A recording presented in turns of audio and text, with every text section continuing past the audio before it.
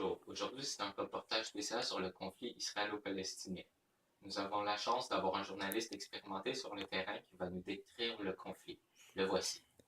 Bonjour chers téléspectateurs. Je suis présentement caché dans un cabanon un peu trop près de l'action Mongo. Je vais commencer par vous décrire le conflit. Il faut savoir que le conflit dure depuis environ 60 ans. Et tout se passe dans l'État israélien. Le conflit a commencé en 1948 quand les Anglais ont eu la brillante idée de donner un territoire au peuple juif. Évidemment, ce territoire était déjà habité d'Arabes. Ils n'ont pas été très contents de la situation. Ils l'ont démontré par de nombreux combats sanglants qui durent encore aujourd'hui. Depuis, ce conflit n'est plus seulement un conflit de territoire, mais devenu en quelque sorte un combat de religion, impliquant les juifs et les musulmans. Évidemment, l'argent est aussi une cause importante du conflit.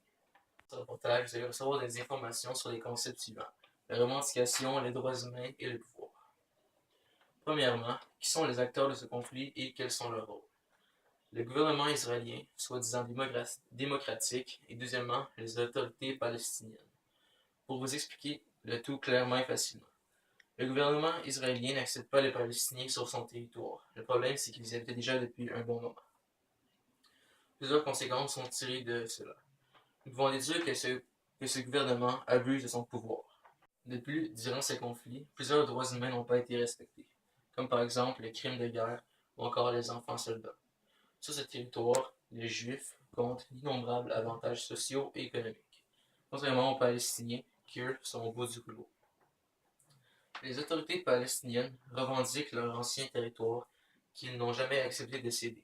Pendant ces conflits, quelques groupes ont aidé les Israéliens, comme par exemple les États-Unis, car il y avait du pétrole et de l'argent en jeu. Quelques peuples arabes ont aidé les Palestiniens par principe de religion et d'appartenance. Je vais maintenant passer l'antenne à mon coéquipier. Maintenant, voici quelques images prises par notre journaliste. Merci de votre écoute.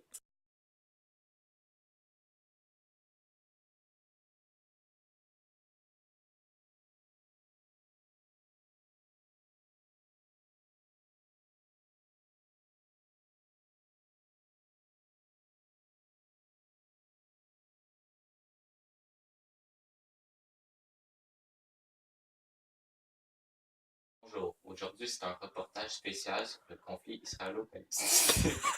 C'est que t'as de l'air.